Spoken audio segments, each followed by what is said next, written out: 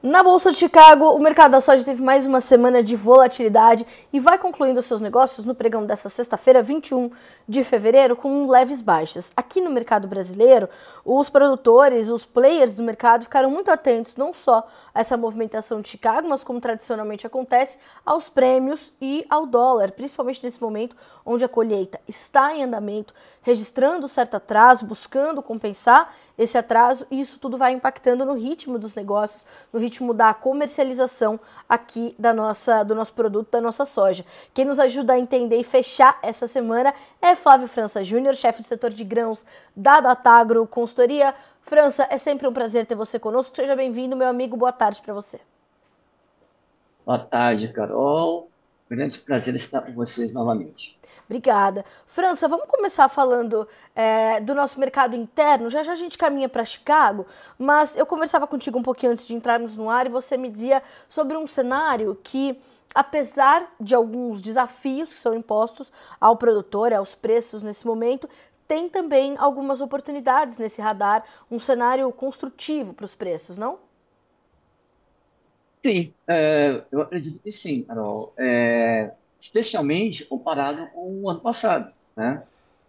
A gente está numa realidade de safra e de mercado, ela é bem melhor do que nós tínhamos no mesmo período do ano passado, né? A gente plantou uma safra com um custo de produção um pouco menor, né? Então, custo de produção menor.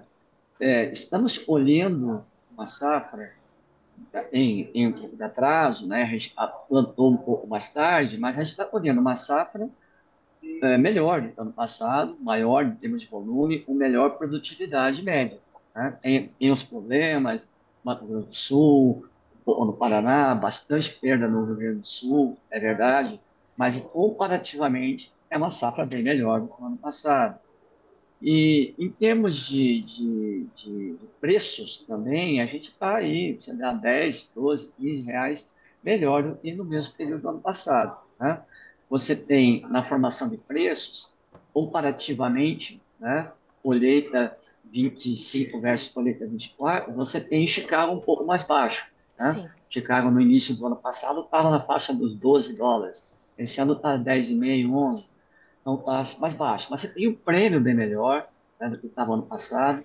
E o câmbio, mesmo com esse recuo nessas últimas semanas, ele está bem melhor do que o mesmo período do ano passado. Então vamos, né, enquadrar isso, né? O momento ele é comparativamente bem melhor. Agora, lógico, curto prazo, a colheita está andando, essa semana andou bem, acelerou.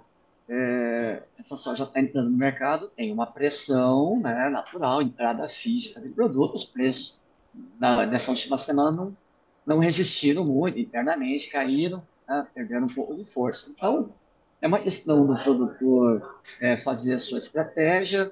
A gente está mais vendido esse ano do que nos dois últimos anos, né? A gente Uhum. aproveitou as janelas que nós tivemos de oportunidades, de câmbio, principalmente, aproveitamos essas janelas e vendemos mais, né? A gente entrou a colheita com perto de 30% da safra, perdão, mais perto de 40%, na verdade. A gente entrou, né, entrou no mês de fevereiro com 40% da safra comercializada, que é muito próximo, praticamente, à média normal. Então, a gente está mais vendido.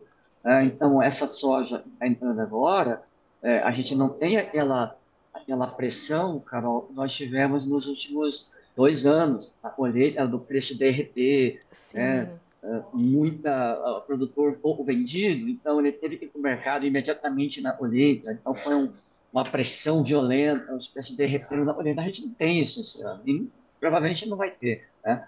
Então, eu acho que o perfil, no geral, ele é bem mais construtivo, né, no mercado esse ano, especialmente agora nessa entrada da safra, né, pensando em colheita nesse ano. Tem algumas características diferentes, né, de 2024 para o restante do ano. E aí a gente pode falar na sequência sobre isso.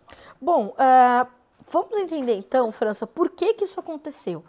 Por que que a gente tem, apesar de ter uma safra muito robusta e apesar também de alguns problemas, enfim, nós temos esse cenário mais favorável, ou que assusta menos, que não tem esse derretimento dos preços durante a colheita, o que é muito comum a gente observar no Brasil, dada a oferta, né, ela geralmente está concentrada a chegada da oferta, e isso faz com que haja mesmo esse derretimento dos preços. O que que aconteceu esse ano que fez com que esse movimento não tivesse essa mesma intensidade?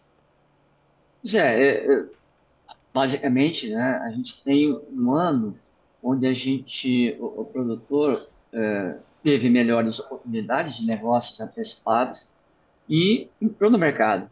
Né? Então, a gente não tem aquele excesso, vamos colocar dessa maneira, de pressão de venda física agora nessa colheita desse ano. Porque a gente já vendeu. Né? Então, o produtor não está desesperado. A gente percebe no mercado, lógico, a colheita, o comprador derrubando preço, normal. Né? Mas não é igual aos últimos 2 anos, e o produtor não precisa vender, não precisa, no geral, ele tem tempo, ele tem possibilidade de esticar essa venda, esperar passar essa pressão maior de colheita, aproveitar o período agora entra o período de safra americana. Então, é um perfil diferente para a colheita, tá, Carol? Mais favorável do que o ano passado. Ele não Uhum. precisa vender, você tem um padrão de preços de mercado também diferente. O operador está aí, existe uma demanda pela indústria, existe demanda pela exportação, né? Mas não há aquela sobreoferta que nós tivemos nos 2 últimos anos, especialmente lá em 23, né? 23 foi um massacre mesmo, né? Mas no ano passado, mês de janeiro já, com a safra entrando cedo, em 2024, em janeiro, o mercado derreteu, os prêmios vieram para menos 1,5, foi um massacre. Então, a gente ainda não tem, né? A gente está como nós falamos, com prêmios melhores, né? Os prêmios tem uma firme demanda interna, você tem os fretes marítimos estão mais acomodados do que estavam ano passado, então você não tem isso é favorável para os nossos prêmios, né? Os prêmios de Argentina e Estados Unidos estão altos, então prêmios favoráveis, positivos, em plena colheita, né? Os 2 últimos anos foi um horror, né?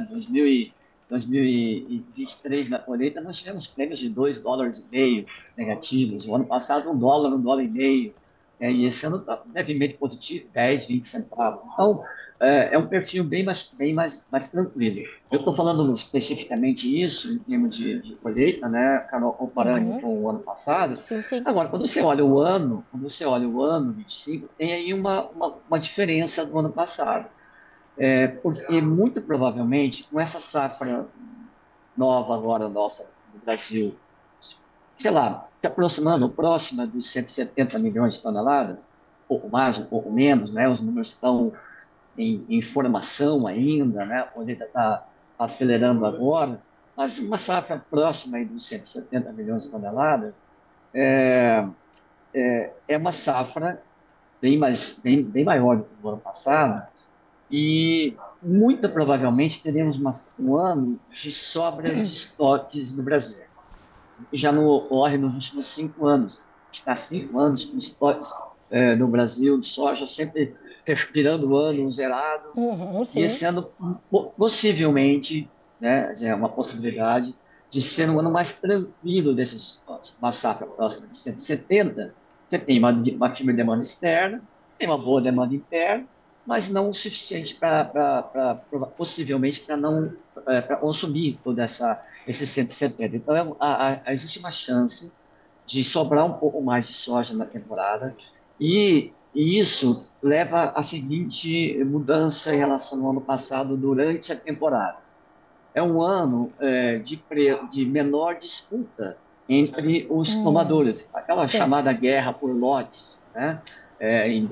Indústria e exportador brigando por lote, como foi muito intenso Sim. isso no ano passado, muito forte isso. Então, manteve o tempo todo o ano passado o mercado interno com ágios elevados sobre a paridade de exportação. Esse ano não, né? Nós estamos entrando na colheita com preços ao redor da paridade e provavelmente teremos preços durante o ano mais próximos da paridade na soja, diferente um pouquinho de perfil do ano passado. Tá? Então não tem aquele estresse da entre-safra que teve em 24, tá?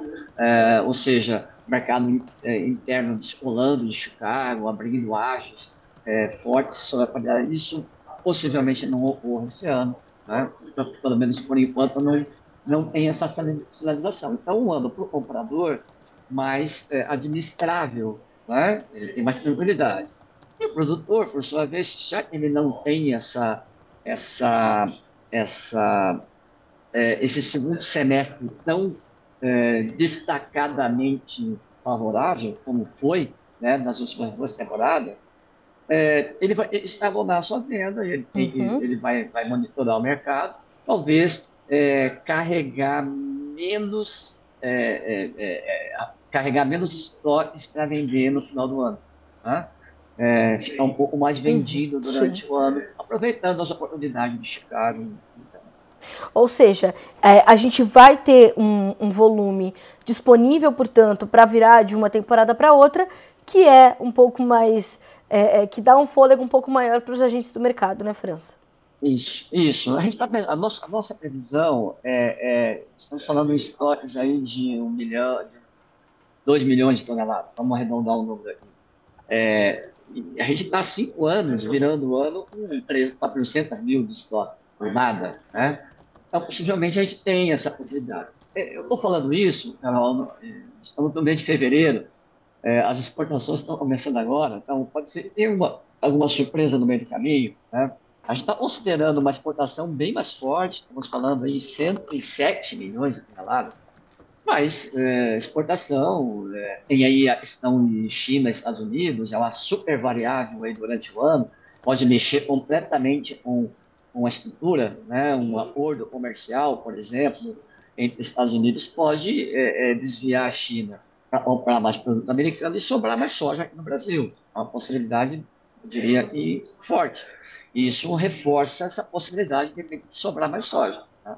Mas é claro que tem muita água para passar debaixo da ponte, isso ainda pode mudar. Mas a tendência é essa. Hoje, eu acho que o cenário é interessante agora para a colheita, para o primeiro semestre. Ele é interessante no comparativo 25 versus 24, mas tem esse perfil mais acomodado, de mais sobra de produto, né? Para a virada do ano, para o Sim. segundo semestre para a virada do ano. Sim. França, você citou também durante essa sua fala que o produtor vai olhando ali as oportunidades, inclusive que Chicago pode oferecer para fazer esse escalonamento das suas operações, da sua comercialização. Da onde poderiam vir essas oportunidades para Chicago? Nós temos um mercado que nesse Bom, momento, perdão, a gente tem pode um falar. mercado sustentado, França, para a soja na Ah, Bolsa de sim, Chicago? acho que sim, acho que sim.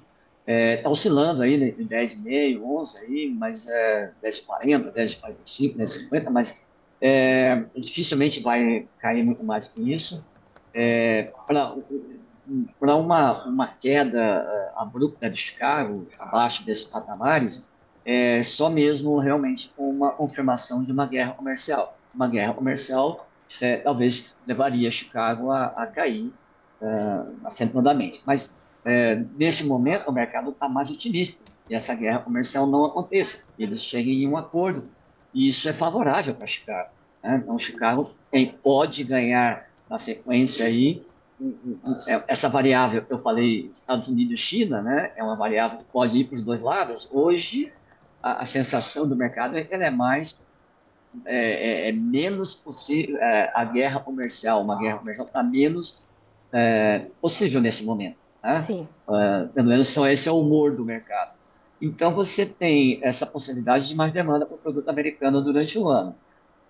Uma variável extremamente importante também é a definição da área americana, né? A gente está com uma relação de preços, soja versus milho, amplamente bem mais favorável ao milho do que à soja nesse momento. Então, esse é um ponto importante, porque pode levar o produtor, na temporada 25-26, produtor norte-americano, a aumentar a área de milho e diminuir soja. É esse cenário que a gente tem agora no final do mês de março, sai o relatório de intenção de plantio norte-americano e possivelmente ele já traga, possivelmente, ele vai trazer uma luz sobre esse debate. Então, aí você teria, no segundo semestre, de repente, entrando menos soja no mercado nos Estados Unidos. Né? Então, também é uma variável de suporte para Chicago durante o ano, especialmente no segundo semestre. Sim. A demanda, Carol, internacional segue muito, mas muito sólida. Né? Como há tempos eu não vi. Olha O só. complexo de soja como um todo, especialmente farelo, mas especialmente os óleos Uhum. vegetais, o óleo de soja, a demanda está muito consistente.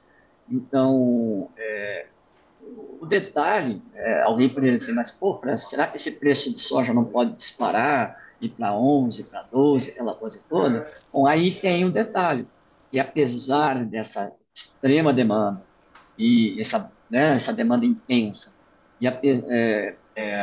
e mesmo com esses probleminhas aí de safra da América do Sul, né, a Argentina está em fase ainda de perdas, ela não está ainda salva, né, a safra da Argentina ainda tem o mês, ainda tem algumas semanas para definir, então ainda ter mais surpresas. Então, tem alguns problemas na safra sul-americana, a safra norte-americana do ano passado foi revisada para baixo.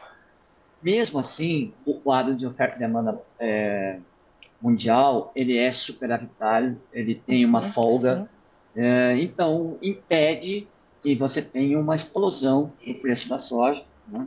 E é nessa linha que o milho subiu bem mais do que a soja nesses últimos meses, e a relação está pro milho na ideia do produtor norte-americano, de repente, de definição de plantio nesse novo ano, tá? Então, no geral, acho que o quadro ele é sustentável, não vejo muito espaço para cair, não. Então, o produtor precisa fazer suas continhas aí, ver a sua necessidade, Sim. mas ele tem a possibilidade de escalonar, né? Nós temos aí também, Carol, num cenário mais de médio prazo, a questão da safra americana, eu falei, de repente tem menos área para soja, e também Sim. de clima, né? E também de clima, e o Laninha que era para sumir, né?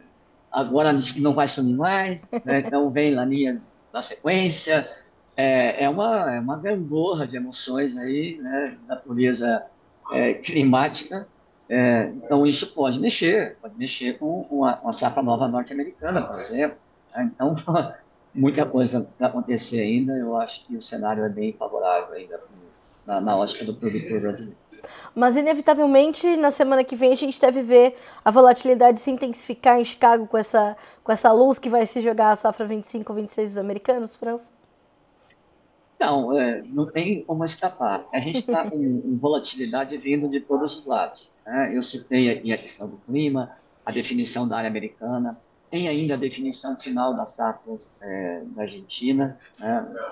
Um pouco do Rio Grande do Sul também, mas as recentes chuvas, eu diria que o Rio Grande do Sul meio que, né, se definiu aí o que tinha que ser de perdas, mas a Argentina ainda tem algumas semanas que precisa de umidade, tal. Então você tem clima na América do Sul ainda é variável, né? Você tem a questão pô, gigantesca, central, da mudança de governo norte-americano, que pode ter novidades aí na questão de China, na questão de Ucrânia e Rússia, né? Então, é muita variável, é muita coisa, é muita volatilidade ao mesmo tempo. Você tem o financeiro, e nas últimas semanas, né, o mercado financeiro, a posição comprada dos fundos de investimento diminuiu para soja e milho lá no mercado americano, justamente por essa insegurança, esse nervosismo no sentido de geopolítica comercial e geopolítica geral aí nessas próximas semanas. Tem muita coisa para acontecer e a volatilidade vai persistir. Não tem como a gente escapar disso. Essa mudança ou esse posicionamento dos fundos, França, ele pode também sofrer uma alteração ao passo em que as condições para a nova safra americana vão se desenhando de forma mais clara, mais objetiva, os fundos podem ir alterando esse seu posicionamento? A questão dos fundos, né, mercado financeiro, claro, ela passa pela questão dos mercados, dos fundamentos de soja, que, na minha visão, eles são positivos comparado com aquele fundo do poço que nós batemos no final do ano passado, na colheita americana, mas ele é limitado. Né? Então, no lado de fundamentos, eu acabei de falar, a gente tem estoques ainda mundiais ainda elevados. Então, a gente não tem fundamentos para trazer os fundos saindo comprar na soja nesse momento. Mas a sequência, entendo que vem. Menos área americana, por exemplo, clima, laninha, tudo isso pode jogar, trazer de volta esses fundos e provavelmente aí trazer suporte para o preço de Chicago na sequência. Essa é a percepção que a gente tem. Né?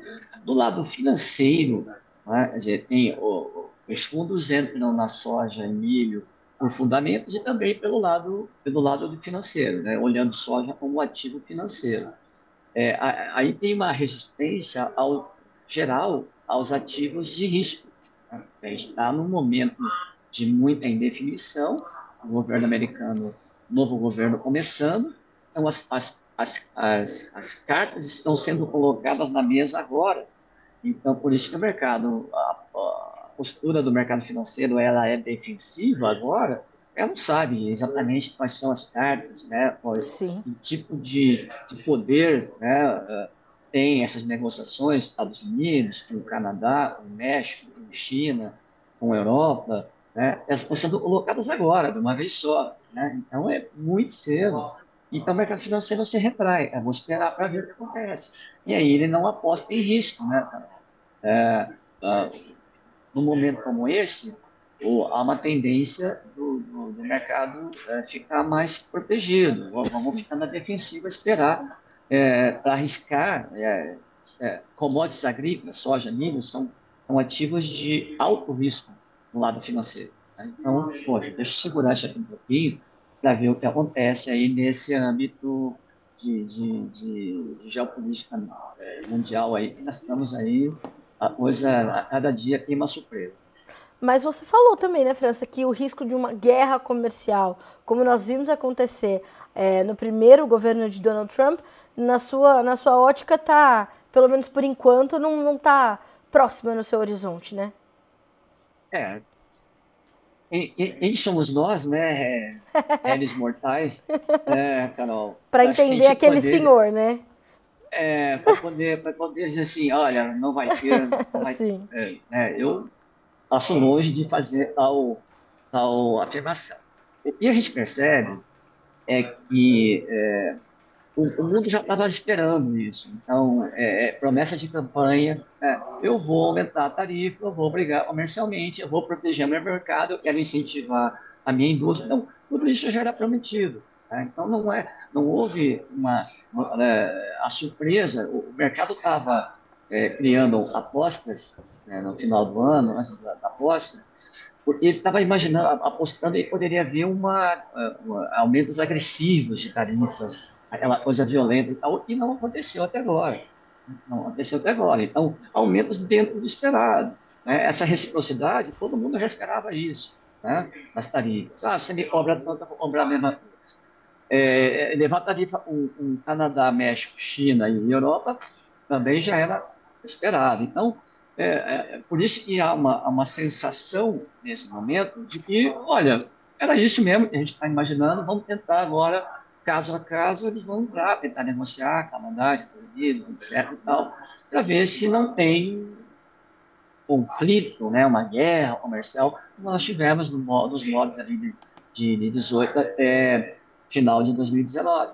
Então, aparentemente, né, aparentemente, insisto nesse ponto, nessa palavra, aparentemente não caminha para grandes conflitos, e possivelmente até mais para um lado de um acordo comercial, talvez até, Carol, resgatar o acordo que a China fez, né? A gente sempre é bom lembrar, e aí, muitas vezes as pessoas esquecem, que no final de 2019, início de 2020, Estados Unidos e China firmaram um acordo Sim. comercial.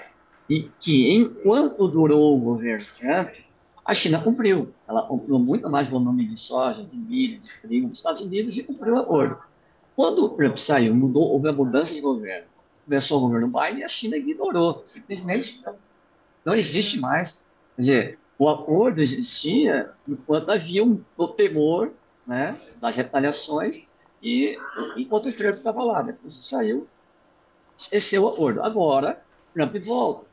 Possivelmente, aquele acordo seja retomado. Cara, Sim. vamos, né, nós já discutimos muito e tal. Eu retorno, eu volto a comprar mais de vocês e tal. Então, é uma possibilidade grande até, né? Então, vamos lá, vamos monitorar, vamos acompanhar para ver o que acontece. Vamos, com certeza. França, eu quero muito lhe agradecer pela companhia nessa sexta-feira, de forma... E, aliás, você tinha falado, né, mas alguém pode dizer França, mas e se acontecer? O seu José Natal está escrevendo aqui, ó. Boa tarde, França sempre com explicações claras e muito boas. Olha que bom. Legal, legal.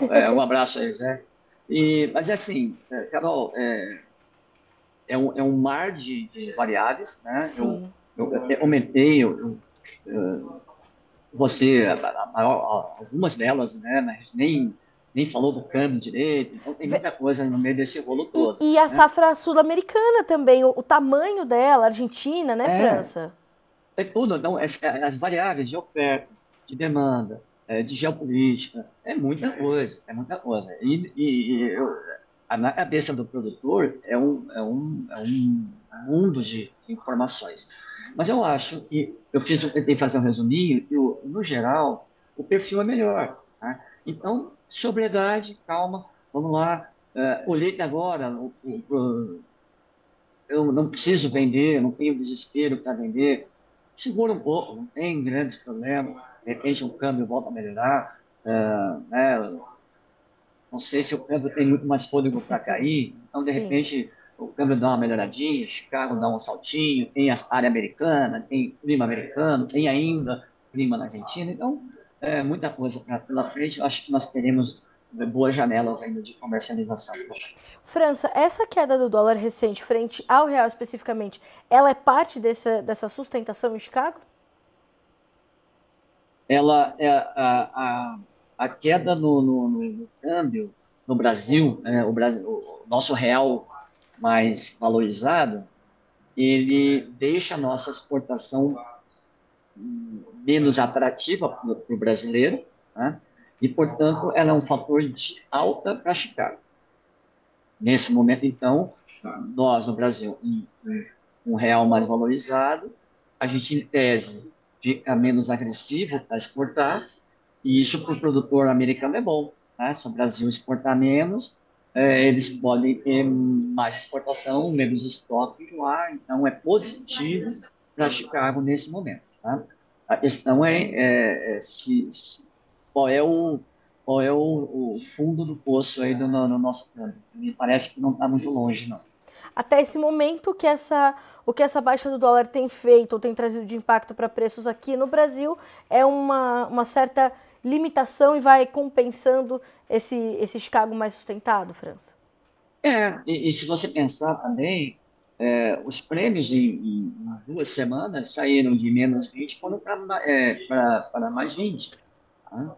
Então, justamente porque a demanda está aí, está batendo na porta, eu quero soja. A nossa soja está entrando devagar esse ano. Né? A nossa colheita está mais lenta. Então tem menos oferta, tem menos chegada, né? Não está tão acelerado, então tem uma preocupação. Então o comprador, olha, eu quero, estou aí no mercado. Então os prêmios deram uma melhorada, aí praticamente 50 centavos aí de alta em 2 semanas. Né? Então mesmo que Chicago esteja aí sem muita força, e o câmbio tem caído, os prêmios melhoraram. Né? Então mais ou menos deu elas por elas. Bom, França, eu quero muito lhe agradecer. Você é sempre muito bem-vindo aqui no Notícias Agrícolas, faz parte da nossa família, sabe disso. Então, volte mais vezes, meu amigo, para a gente continuar mantendo os nossos produtores, principalmente, né, serenos, entendendo que é como você falou, tenha calma, cautela para entender as oportunidades que o mercado está lhe oferecendo. Nesse momento, isso vai ser o diferencial, vai ser fundamental, né, França? Tá? Estamos à disposição, Carol. Um abraço a todos. Obrigada, para você também. Bom final de semana para você e até a próxima. Até mais. É.